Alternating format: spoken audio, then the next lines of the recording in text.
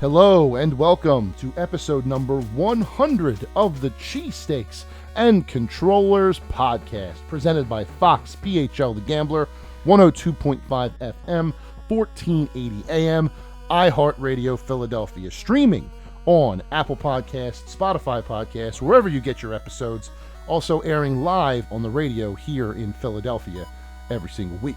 My name is Jason Fanelli. I am the esports and gaming insider for Fox PHL The Gambler, plus a 13-year veteran in games journalism, freelancing for GameSpot, IGN, The Hollywood Reporter, MMORPG.com, esports.gg, and more. I don't normally give that involved of a introduction, but I imagine that considering who's on the episode, you may be new here. So I figured I would introduce myself a little more properly, just so you know who you're talking to when you get into the episode today. But as has been advertised, the first two segments of our show today are dedicated to a wonderful interview I had last week with Reggie Fils-Aime himself, former president of Nintendo, since retired, authored a book, Disrupting the Game, from the Bronx to Nintendo, to top of Nintendo, I believe it is. I have the books over there. He had joined me for a wonderful, almost 40-minute interview last week, so I've broken it up into the first two segments of the show. Normally do 3 segments, so my third segment will be about Summer Games Fest today on the 9th, recording this on Thursday night. Talk about what I liked, what I didn't like, and how I think this thing can continue to grow as it's coming back next year in a in-person format, whatever that means. But because so many of you are new here, I just want to give you a brief introduction to what this show is and what I normally do, so that way if you stick around, I can continue to entertain or inform you about things you may not know in games and esports. So basically, the show's 2 years old. I can't remember if it's 2 years old now as I'm recording it, or 2 years old tomorrow, Friday, when I post this episode. Either way, pretty cool to have episode 100 at the 2-year anniversary. I talk about esports, and I talk about general games. I try to keep it even. And I do, in the very beginning of the show, I do a 6 and 60-second segment where I do 6 quick headlines, 3 from esports and 3 from general gaming. Not doing that tonight. As soon as I get through this intro, we're going to go straight into the interview with Reggie, I promise. I've talked to a lot of different people on this show so far in 100 episodes, in a lot of different formats with a lot of much different information that I find very interesting. And I suggest that you go back and listen to some of them.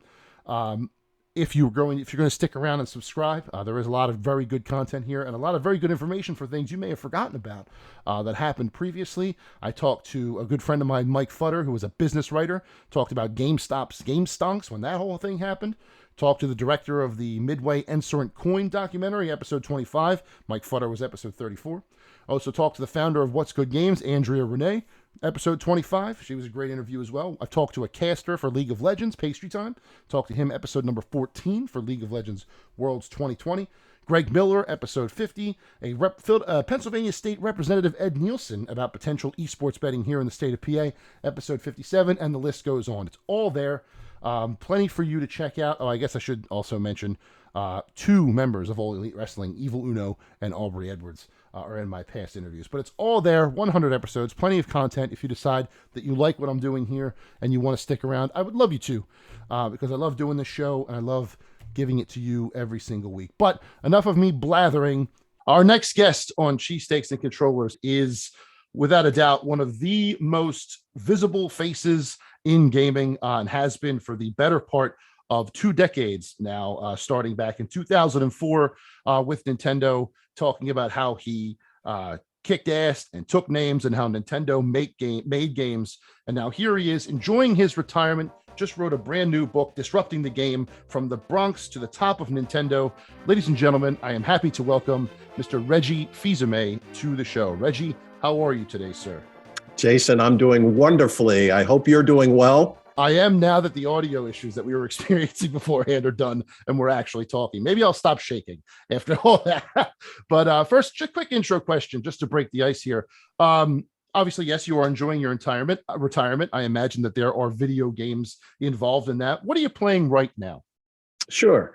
Well, look, I am having the perfect type of retirement, at least the way I define it. I get to do fun things. I get to do them with people I enjoy spending time with, and aside from this little virus that's been floating around for the last 2.5 years, my Correct. retirement has been fantastic. I still play a lot of games. I played, like everyone else, I played a bit of Elden Ring. Mm-hmm.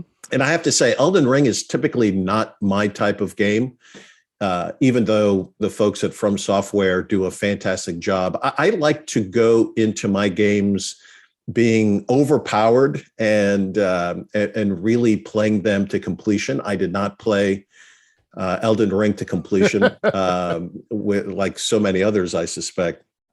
I still play a lot of games on my Switch. I play a lot of indie content. I find myself, just given the different things that I'm doing in retirement, whether it's working with small publishers and developers as they're working on their content, whether it's spending time on various game juries and evaluating games early in development and providing feedback. I just find myself playing a lot of different indie content. So that's what I've been up to in my gaming time during my retirement. I'm curious if you've tried Tunic. I have not tried Tunic yet. Okay. Ironically, yesterday I was actually just looking at some of the content that you can find on YouTube and other places. So I do believe I'm going to pick Tunic back up. Again, an incredibly difficult game, a game that doesn't give you a lot of instructions on how to play, a game that looks a little childish isn't the right word, but that cartoon style makes you think it's going to be one game and then it's something completely different. Yeah. Cartoonish is probably the word I would use. I think childish is going a little too far in that way, especially considering how punishingly hard it can be. I ask that because you have gone on record to say that your favorite game of all time is Link to the Past on Super Nintendo, and I'm wondering how they would compare. So I'm curious to hear in the future, should you ever share it, what that comparison looks like. But getting into one of the topics I'd like to get into today with you, we're here in the summer video game announcement season, usually populated by E3, but not this year. We have Summer Games Fest. Xbox has their session coming up soon. A key part of Nintendo's strategy during the second half of your tenure, specifically around this time, was Nintendo Direct, where you would eschew the stage presentations and instead just bring a pre-produced live stream event to your fans. However, I noticed there wasn't much mention, if at all, in the book. Where did you fit in the creation of that initiative, and how do you rank its progress since that inception? I think Nintendo Direct is best thought of as an evolution of different steps Nintendo took to directly engage with its fans and to try and take steps to broaden its audience to potentially new players and new fans. The way that I think about Nintendo Direct, I think you have to say its start really was with the Iwata Asks series that began, I believe, in 2006. And I do mention in the book that a key part of Nintendo's strategy at the time was making sure that we communicated to all of our constituents what it was that we were trying to do, how we were looking to upend the industry by bringing different devices into the marketplace. First, it was Nintendo DS with 2 screens and touchscreen, then the Wii with its magical remote. And we were looking to do things very differently. And we needed to communicate why we were doing this, the rationale. And certainly Mr. Iwata, in talking with the developers, I think did a brilliant job bringing Nintendo fans and others in the industry, into the development studio of Nintendo to see just how we were thinking about it and what initiatives we were looking to make. I think that's where it all started.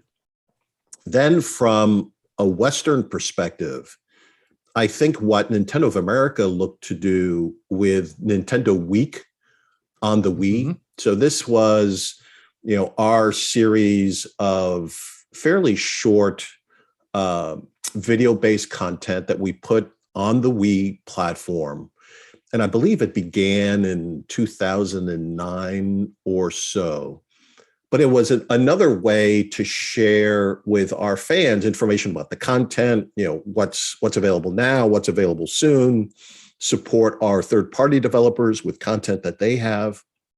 And so again, it was a way to message to the fans about the content and how we were thinking about the content. Essentially, it was a video production of Nintendo Power, if you will. Okay. Yeah.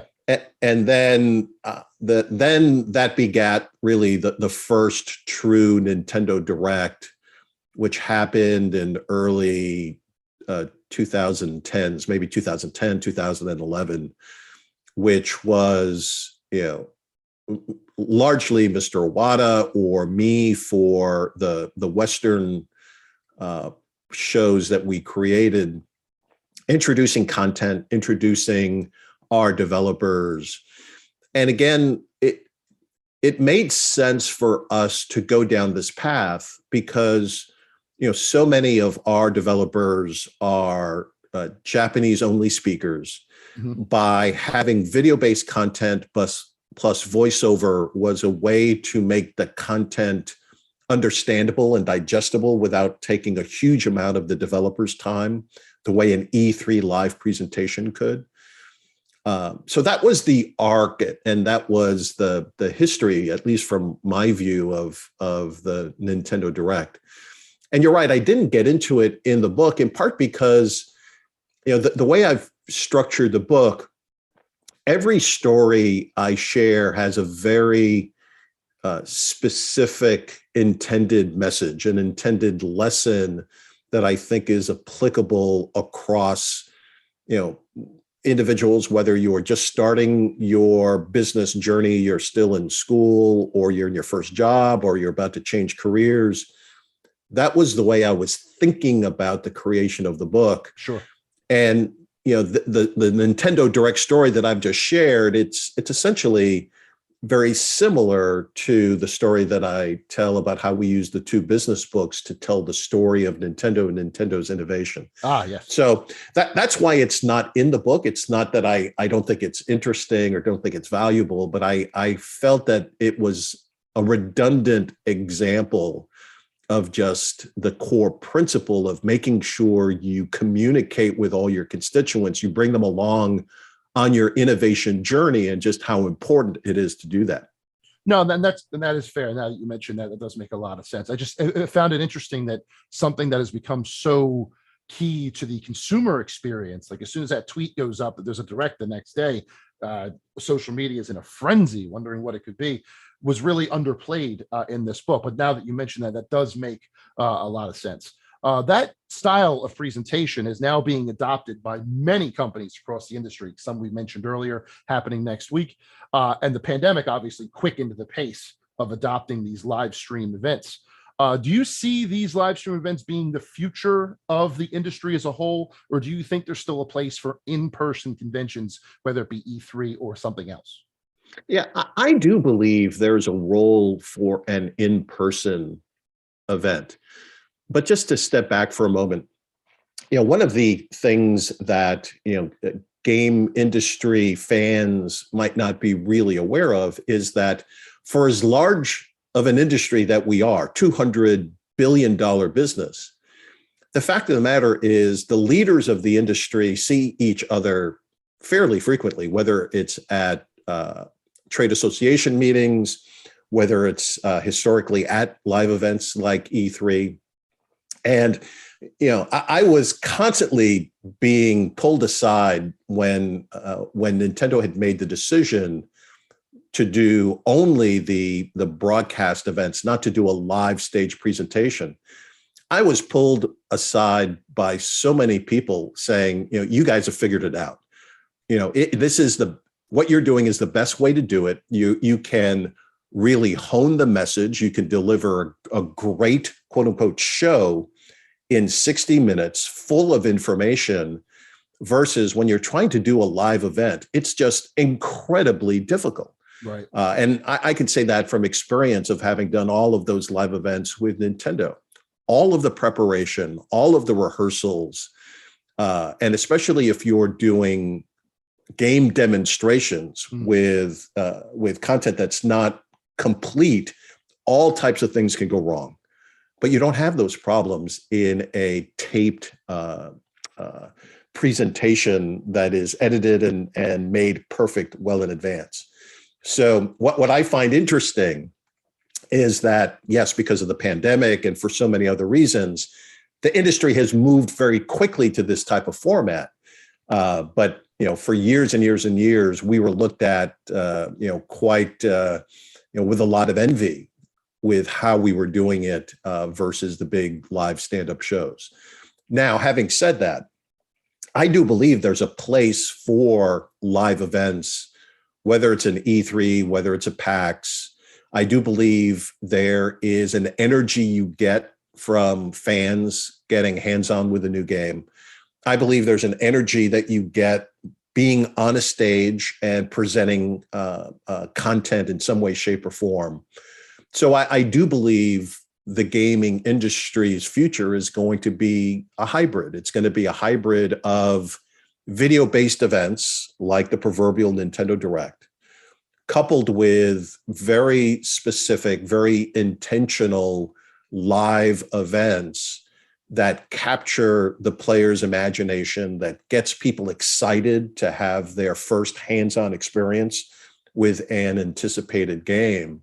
That's where I think the future is. And Jason, just as an example, imagine that Nintendo tomorrow was to announce that there's going to be a hands-on event in New York City or in Los Angeles, in some major metropolitan area, where it would be the first opportunity as a fan to get hands-on time with the new Legend of Zelda Breath of the Wild sequel. People would start lining up now in order to participate in that type of event.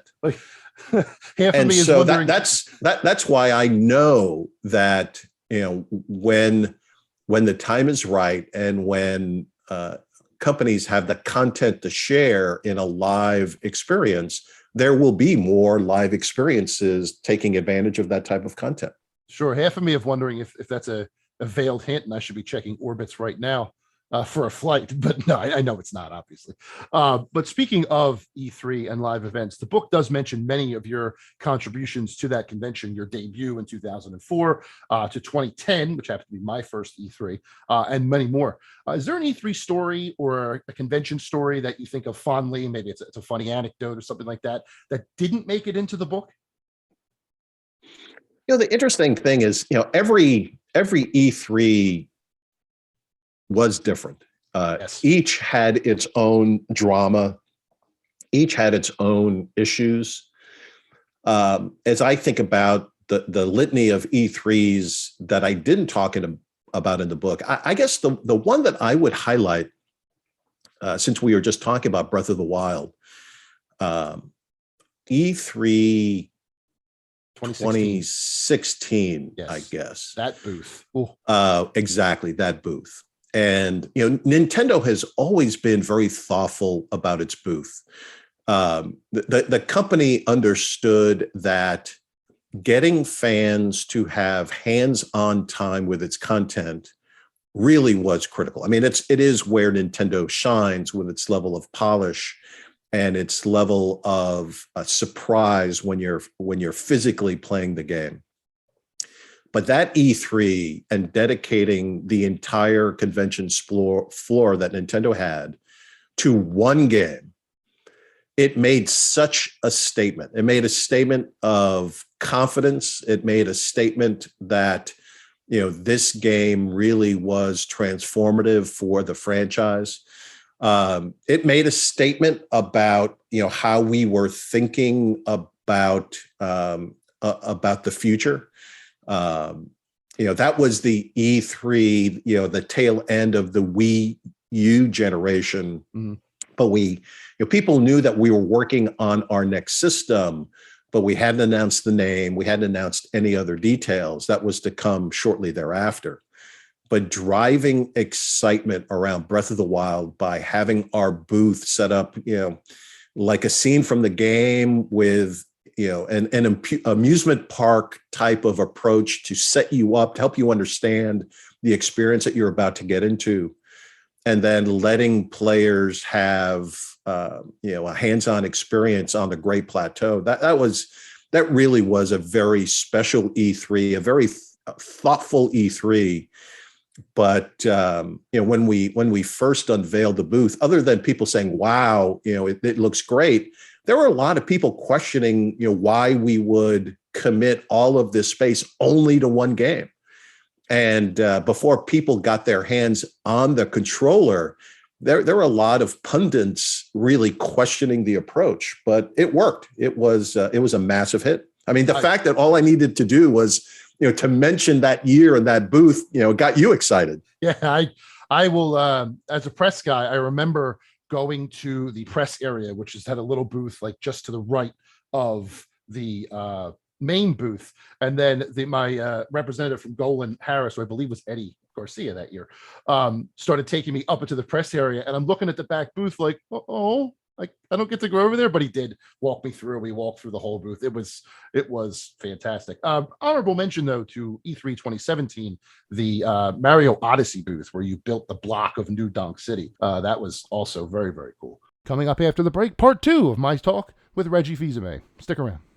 Welcome back to Cheesesteaks and Controllers, episode number 100, the big milestone, and we are celebrating with a fantastic interview with Reggie Fils-Aime. You have heard part 1. Let's not waste any time. We'll get right into part 2. I want to move on now to another big topic. There's one particular sector of gaming, one that's a big part of this show, that I feel like Nintendo has had I don't want to say tumultuous, but like a hands-off approach to, or maybe not quite committed approach, and that's esports, competitive gaming. Super Smash Brothers, obviously, a huge competitive game. Splatoon has its, they run Splatoon tournaments every once in a while as well. But I still feel like, even with this Panda Global partnership they just announced, Nintendo's still not quite ready to fully commit. Am I on the right track here? Do you ever see them jumping in head first? So, it's a complicated question. And here's why I say this. There is no doubt that key members of Nintendo's management understands the power of esports, understands how the professional player feels about the experience, how fans want to engage. So there's a deep, deep level of understanding for esports. I think what's been difficult is, how to translate that understanding and that desire to participate into something that's meaningful for the company. And part of that challenge is, arguably the game that is best known within the esports community, Smash Brothers, is a very difficult game to structure for esports, meaning, Mr. Sakurai worked so hard to outreach to developers and intellectual property holders to get those figures, those fighters into the game. Mm-hmm. There's a structure in how the financial elements for the game is set up, and that structure has never included revenue from esports. And to try and figure out a formula for how you would both invest in esports as well as potentially have financial contributions back to the intellectual property holders involved with Smash Brothers, it's just incredibly, incredibly difficult. Interesting. And that's why it really has taken so long. I have not looked deeply at this new arrangement that's been put out there. I haven't seen exactly how it's all playing out in the marketplace.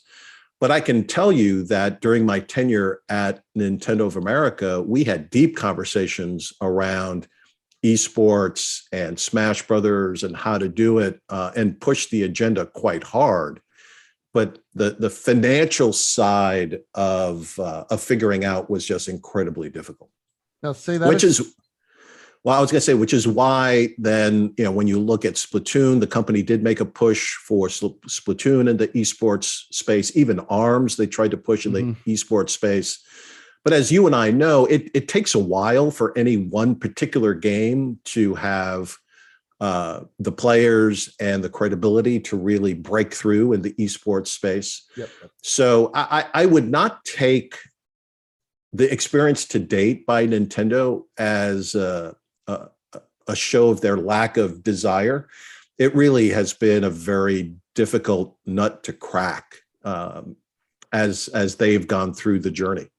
And I would even go so far as to say that there truly are but a handful of companies that have figured out how to make esports something that's great for the player, the professional player, something that's great for the fan, watching it live, and then the fan that's watching it via video. So, that's where the playcaster is so critically important. You need to have all three in order to have a vibrant esports community around a particular game, in my view. That is a fascinating thought. I would have never considered I've always thought that once the character was in, it was done. I never even considered the increase, the continued revenue stream if they were to try to use them in an esports. That is not something that ever came to my head. So now I have a whole new perspective on that. Thank you for that. Thank you for that answer. So I have one more main question for you. It's got two parts and then one fun one to get you out of here. So the first one is the idea of disrupting the game. The word is right on the cover of your book. Sometimes that disruption isn't really given its flowers, isn't really given its due awards until well after it's already in place. Is there an example of a disruption we're living through right now, something that is changing the industry as we know it? And then similarly, what in your opinion might be the next one? What would 2004 Reggie be looking for in 2022? I think the disruption we're living through right now is truly the transition from gaming of being, an initial standalone piece of software to something that lives and breathes for years and years and years, and is engaging with its players with continuous new content, with consistent broadening of the experience. What the industry calls live services. Yes. Companies have participated in live services for a long time, right? I mean, Square Enix with Final Fantasy, sure. Take-Two with Grand Theft Auto. But I do believe we are on the cusp of more and more, key games, key franchises making the pivot to live services. And, candidly, I'm not sure if it's good or bad. I think a lot of it is going to come down to the experience and how it's brought forward. But I do believe that is literally the disruption that we're in the middle of right now. I think that's why many games are being delayed. Okay. I think developers are really trying to think through how they provide something to the fans initially that has them excited, and then what is the roadmap for additional content that allows them to continue to monetize that particular title. Okay, that makes sense. So like a Fortnite, the way that they're with seasons and stuff like that. Okay, so live service games. Is there something on the horizon that, or like a technology that you particularly like that might be the next big thing, or do you see live services being the future for quite a while? No, I to me, there are two things that I'm certainly thinking about and looking at. Um, the first is I do believe as we make advances in AI and machine learning, Mm-hmm.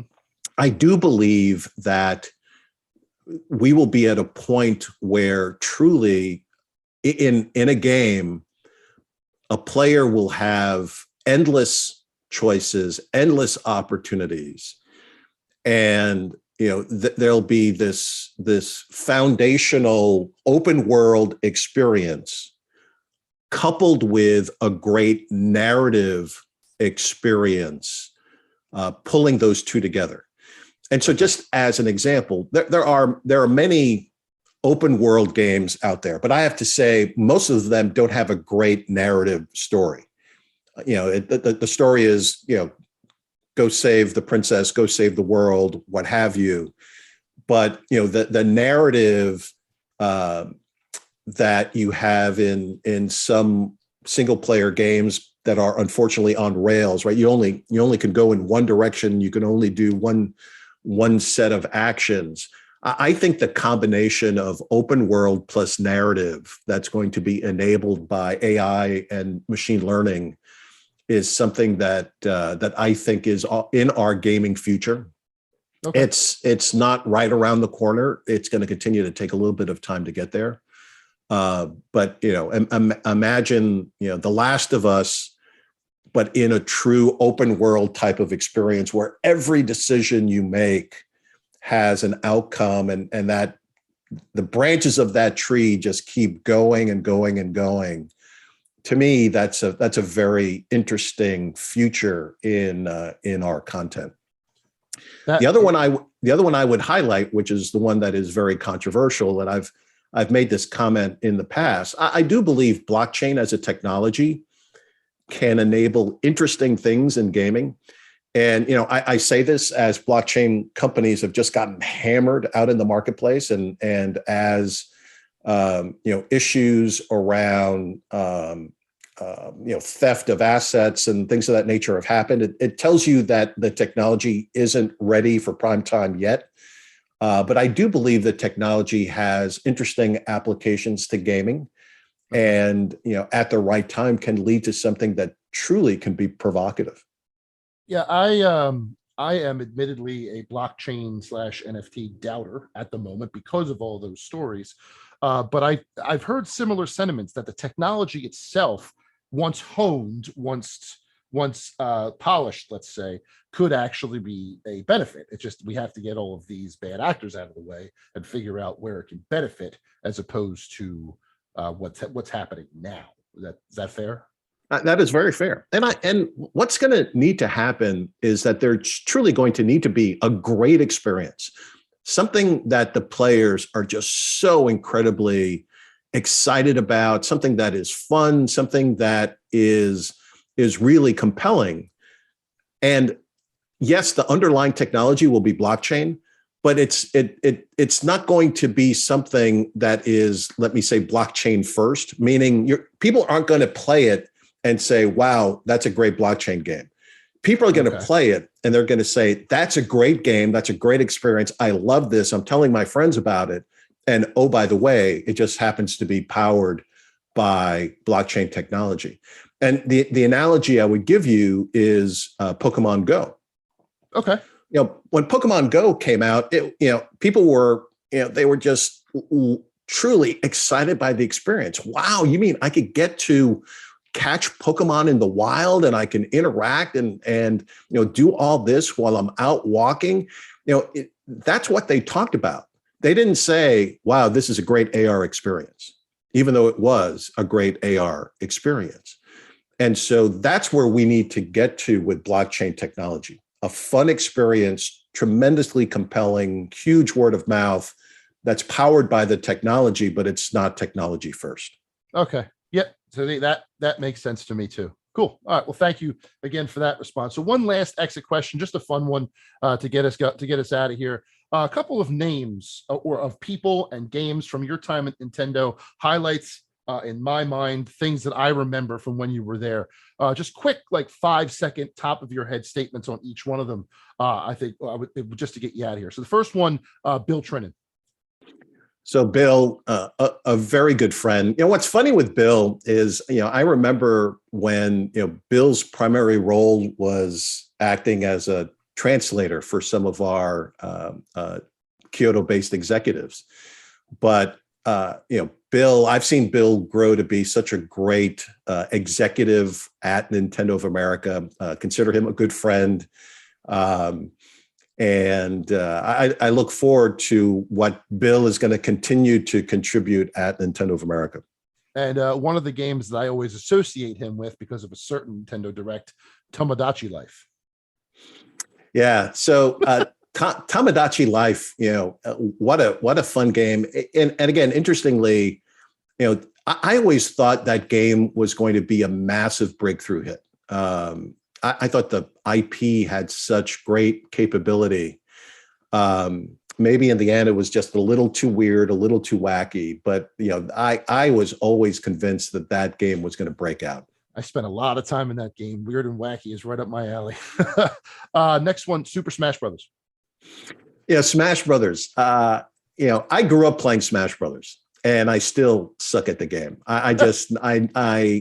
Maybe it was the controller, especially the GameCube controller. Maybe it was just that I never got the fundamentals of the game. But it's something that I would play with my kids and got my ass handed to me on stage at an E3 by Hungry Box. So a game that has positive and negative memories for me. Masahiro Sakurai. I love Mr. Sakurai. And what's interesting is I didn't get to interact with him all that much. Unlike a Shigeru Miyamoto, that whenever I would go to Kyoto, I would always be in a meeting with him. I would find opportunities to spend time with Mr. Miyamoto. Mr. Sakurai, because he was always focused on that on one particular game, typically a Smash Brothers game. And his headquarters were not in Kyoto. I never got to spend a lot of time with him unless he traveled to the US, typically to promote a new Smash Brothers game. So I've got tremendous respect for Mr. Sakurai, but I just never got to know him all that well. Sure. And then one of the games that I associate you with, as far as Nintendo Directs are concerned, Yokai Watch. Yokai Watch is another one where, as we were preparing to launch the very first Yokai Watch, we were so excited. We thought that franchise would have all types of potential. It was being supported by one of the big toy companies. There was video content that was going to be on broadcast TV. We thought it was going to be huge. And in the end, we put out, I think, 3 different games, I think, of Yokai Watch, and they never broke through the way we all hoped they would. But yes, my dance to Yokai Watch as one of the spirits entered my body will be meme history. It sure will. It's a frequent GIF in all of my group chats. I'll tell you that. Another one I'm genuinely curious about your opinion on is Wii Music. Wii Music. Again, when Wii was first conceptualized with Wii Sports and Wii Play, Mr. Miyamoto was already hard at work with Wii Music. And again, the belief was that was going to be a breakthrough game. And it sold okay, especially given the huge install base of Wii, but it just never broke through. The one that surprised us, candidly, was Wii Fit. Wii Fit, we knew would be big, but the volume that we sold of that particular game, I think over a 2-year time period, Nintendo in America sold the most, essentially,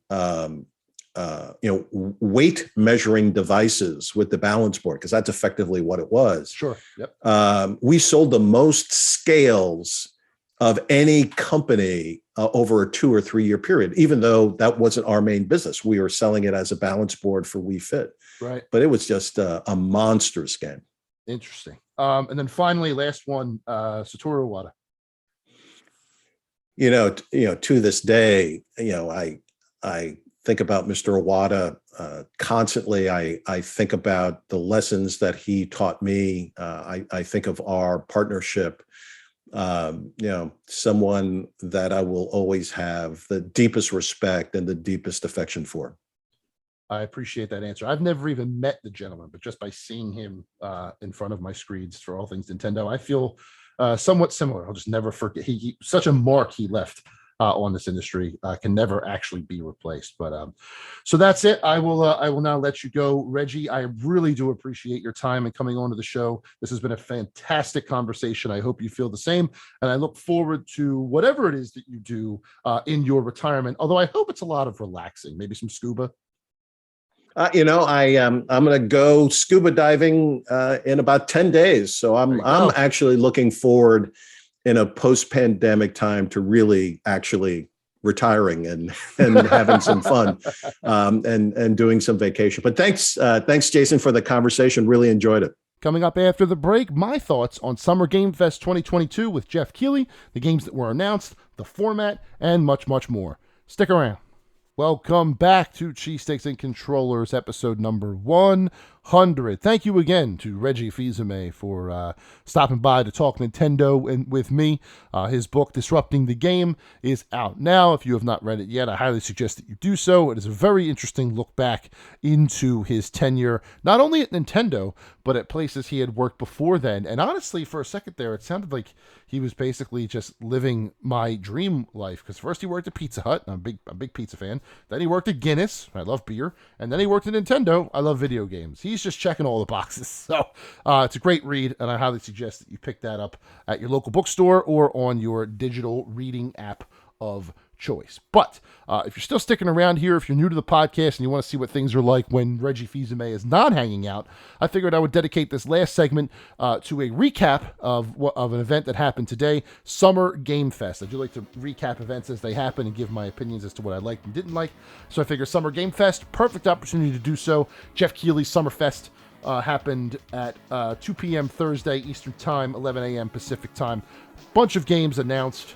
Unfortunately, the big anchor of the event was leaked 2 hours earlier, but that's a shame for him. But unfortunately, it still looked very good. It just took a little bit of air out of the sails when they got to that last segment there. As far as highlights for me, Street Fighter 6 introducing Guile is cool for two reasons. One, I do like Guile, and two, I love Street Fighter, just lapping up all the Street Fighter 6 news as it happens. Looking forward to more. You might see it at Xbox, because the game is coming to Xbox this year. You might see it at Xbox on Sunday the 12th, but you'll definitely see it on Monday night, 6 p.m. Eastern, 3 p.m. Pacific at the Capcom Showcase. I expect Street Fighter to figure very big into that presentation. Callisto Protocol, fantastic first gameplay of this game. I don't do horror very well, but there are some games that I am willing to put that aside and give it a try, and Callisto Protocol is slowly but surely becoming one of those games. Just the atmospheres that it created, the heavy combat, that gruesome death at the end, just looks like it's a very, very cool game. The more I see it, the more I get excited for it. Could be one of the surprise hits of the year. If it does make that December 2nd launch date, which I'm hoping it does, but we will see. Call of Duty Modern Warfare 2 got a full, gameplay mission and trailer, which was cool. My only problem here is I think it just took too much of it. I think it was too big of a chunk of time. You could really tell in this show when Jeff was just riffing and he was saying this game and this game and this game, and then it would come to a big segment like this and it would draw out for a while, and then it seemed to go to like an actual commercial break, and I'll get into why I think it's a bad idea for the summer show, but it works for the Game Awards. But this Modern Warfare 2 segment, while very cool and I liked what I saw, as far as the structure of the show, just didn't really fit the way I want it to. And again, I'll explain that once we get through other big things that were announced in the show. Witchfire. This is an interesting game that mixes dark fantasy with first-person shooters, not two genres that normally fit together well, but this one seems to be doing it in a pretty admirable way. I'm watching this being played, and I'm like, wow, these big weapons would have been great to fight, Radon and Elden Ring, but I got him here in this, so let's see what happens.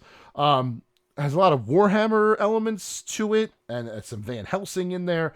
Apparently, it's going into early access soon on Epic Game Store, so I'll definitely look out for that. It seems like the kind of game that comes out of nowhere and kind of surprises you a little bit, and I'm hoping that's what that does. So Witchfire, put that on your radar as well.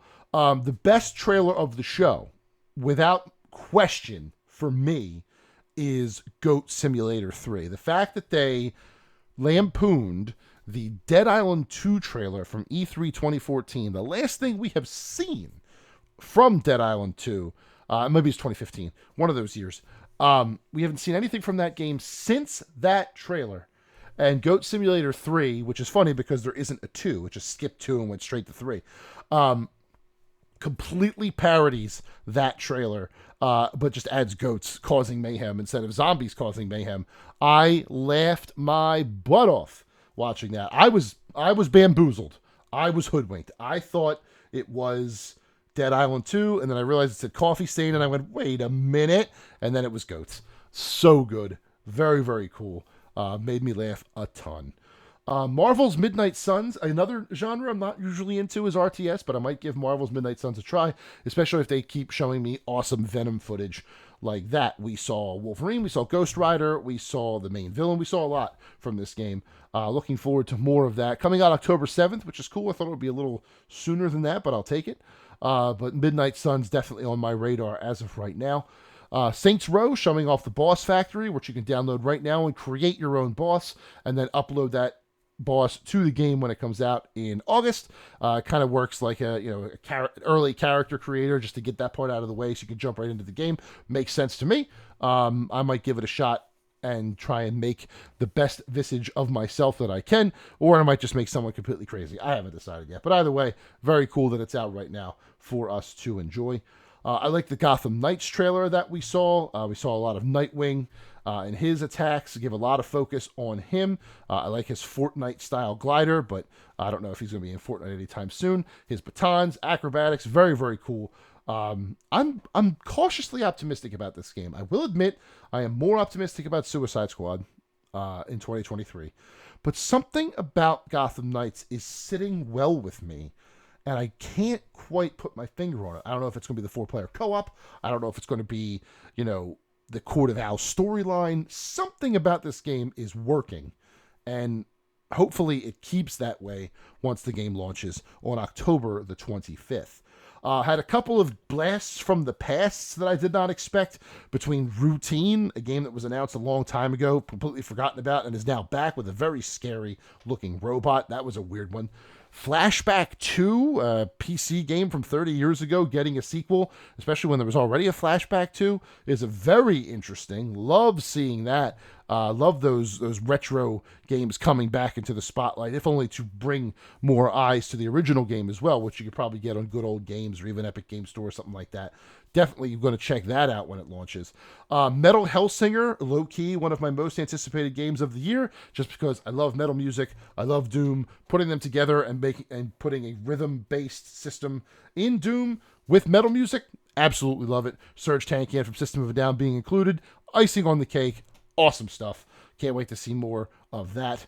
American Arcadian was one that I thought was very interesting. This was I don't know if it was a adventure game where you're just trying to escape, if there's going to be any combat into it, but it's like this idyllic paradise sort of utopia, urban utopia, where everybody is living the elite life and nobody's allowed to leave because it's in a big dome and you're trying to escape. It was named as one of Tribeca Film Festivals, like the new Tribeca Games Festival side venture that they're doing. It's one of the games featured in that, so it's got to have something going for it.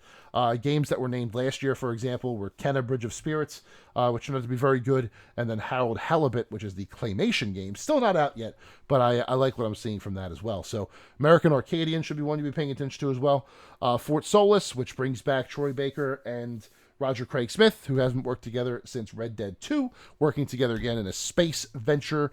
with a little bit of horror or some sort of suspense to it. That looked pretty cool. A lot of space games in this presentation, to be honest with you. And then finally, the coup de grace, the final announcement of the event. Everyone thought that Overdose from Hideo Kojima was going to show up because Hideo and Jeff are, best buds. But no, this one ended with an announcement that was unfortunately leaked by the company that makes the game about 2.5 hours to 3 hours before the show.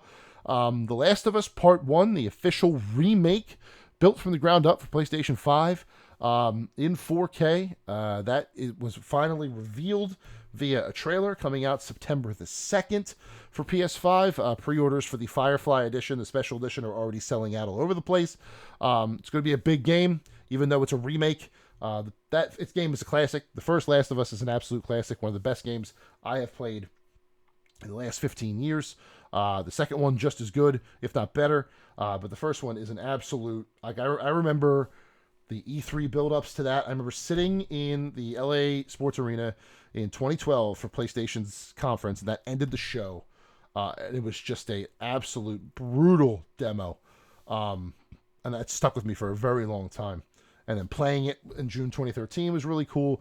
And then playing the second one. I did not play the remaster for the PS4 remaster. I did not play that. I skipped that one, but I don't know if I'll be able to skip the remake this September. But we also got some information on the HBO series, which the last day of filming is tomorrow, or today if you're listening to when this goes up, June the 10th. That's very cool. Druckmann revealed that he directed one of the episodes, and it's the part that focuses on the museum area that were in the game. That's really awesome. Troy Baker and Ashley Johnson, who played Joel and Ellie in the game, do not play them in the show. It's Pedro Pascal and Bella Ramsey, I believe her name is. But they will be in the show as secret roles that have not been revealed yet. That's kind of interesting. So just a lot of Last of Us information to enjoy. It sounds like they're really going to try and build this into a multimedia franchise. And I'd say it deserves it. It's very cinematic. The story would definitely fit into an episodic show or even a movie sort of arena. So having The Last of Us become this bigger and better franchise makes a lot of sense. I definitely see where they're going with that. And I am looking forward to more of it in the future, especially that HBO Max series. Definitely excited to see that. So my overall grade for Summer Games Fest, if I had to pick a grade, would be like a B-. The quality of the games was good. The indie games and the big budget titles. Getting updates. Like I wanted a Street Fighter 6 update. I got it. I wanted an update on Gotham Knights. I got it. I wanted more on Cuphead, The Delicious Last Course. I got it. But my problem is, Jeff likes to structure his shows the same way. You do a bunch of your content, little things here and there, and then you go to a commercial break where you show like 2 or 3 trailers of games that are already coming out. Don't necessarily have new news in them, but they're bunched together. And then you go back to the awards and the reveals, the world premieres and stuff like that. There was a clear cut between stuff that's in his show and stuff that is just there for advertisement, right? When if he doesn't introduce the trailer and it's just like a montage of different trailers, you're in a commercial break. Not only that, but the Game Awards will say, coming up after this break, blah, blah, blah, and it'll go into a quick commercial break. You know it's coming. Here, we had no such indication. Here, it would go into things that were already coming out, or things that we already knew, things that weren't new, and it was causing confusion among the viewers and among the media. I work for GameSpot. I do writing for GameSpot. I was covering this event for them, and multiple times when these montages happened, when it's just hard cut to a quick break, we thought we were getting new information, and we weren't. There were a couple of people that were assigned trailers that just ended up being, oh, we already knew this trailer's coming out, or why is Mario Strikers here even though it's coming out tomorrow? It's just weird, right? It's a weird structure. People expect the Game Awards to be advertisements and awards, to have that stop-start, to have those clear boundaries, because it's structured like an award show, and the announcers make it seem that way. Summer Game Fest, the viewers are expecting an E3 showcase. An E3 showcase is anywhere between 45 minutes to an hour and a half, not 2 hours, which you could tell where the filler was in this show, with nothing of interruption. They may bring a developer on to talk about live gameplay. They may have some games take more time than others. That is natural. But there is no advertisements. There's no breaks for random talks with celebrities. I love The Rock. Don't get me wrong, but he was there to shill like 5 different things, and he shilled them all, and it really messed up the momentum that he had going in his reveals for a second there. When I'm watching an E3 show, all I want is gaming news. I want updates on games that are already announced that are coming out soon, or I want brand new world premieres. And we got those. We got both of those in the show, but they were bookended, or they were surrounded by slow, plodding parts of this show. The fact that they showed an entire Call of Duty mission and didn't do the in the interest of time that they used to do at old E3 like Xbox and PlayStation shows is bonkers to me. The fact that Last of Us had that such a long segment and didn't have something else quick after it to be the one more thing of the show, that is odd to me. Now, I believe that without the leak, it would have been one more thing, here's the Last of Us remake. I do believe he would have framed it that way. And also, we're following up a year where the and one more thing was Elden Ring. So the bar was set very high. But that being said, he didn't help himself by doing those weird like breaks in the action where we thought trailers weren't. It just something about the pacing of the show was off. Didn't feel natural. It didn't have a flow. Something was being affected. I don't know what that was or how I can pinpoint it or put my finger on it. Something felt weird. That does not feel that weird during the Game Awards. Now, watch Sunday's Xbox Bethesda Showcase and compare it to what you saw here. It's just going to be trailers and demos and the occasional talking head, whether it be from a studio or Phil or any of those people. Bonnie Ross, probably from Halo, if she's still there. But it'll have a flow to it. It'll have a direction. It'll just be boom, boom, boom, boom, boom, announcement. Maybe some sizzle reels, maybe some montages. But it will all be clearly defined what's coming up. You'll know when it's over and when the next clip is starting. This didn't have that in some areas, and I think it threw people off. Still a good show, still a lot of good announcements, but something brought it down that does not affect the Game Awards, and he needs to figure that out and pull it and harness it for 2023 when he goes in person head-to-head with E3, should E3 happen. Interesting time to be a gamer. As always, lots of stuff to play, lots of stuff to look forward to, and there was a lot of that in this. It's more of a show formatting issue that I have that knocks it down to a B- or a B. With that is the end of episode 100 of Cheesesteaks and Controllers. As always, presented by Fox PHL The Gambler, 102.5 FM, 1480 AM, iHeartRadio, Philadelphia. If you are listening to my voice right now, if you are hearing these words, you have made it to the end of this podcast, and I cannot thank you enough for doing so. The fact that you have taken an hour out of your day and put me on in the background, or listen to me actively while you're driving, or while you're working, or however you're choosing to consume this content, to enjoy this podcast, I am forever grateful that you have chosen me to be a part of your day. I hope that you come back for 101. I hope that you come back for 102 and every episode after it. I hope if you enjoyed this, you go back and listen to some of my other interviews. They are very, very good. That's all there on your podcast feed. You can check out ones that you want to listen to, things that you want to hear. I'm always taking feedback at Big Man Fanelli on Twitter. Would love to hear if you want to have a segment idea or if you want me to try and get an interview. Please, please, please, please come to me. I'll do what I can. I would love to see this show keep growing. And in order to do that, I need ears. And if you enjoyed what you heard, I would hope that you would hit that subscribe button. Get the next episode in your feed every single Friday. And if you're in the Philadelphia area, Saturdays, 3 o'clock, 102.5 FM, you can listen to me there. But regardless, I hope you have a fantastic weekend. I hope you have an even better week right behind it. And we will be back again next week with episode 101, the Dalmatian episode, not really, just thought I'd say that, of Cheesesteaks and Controllers. Thank you and goodbye.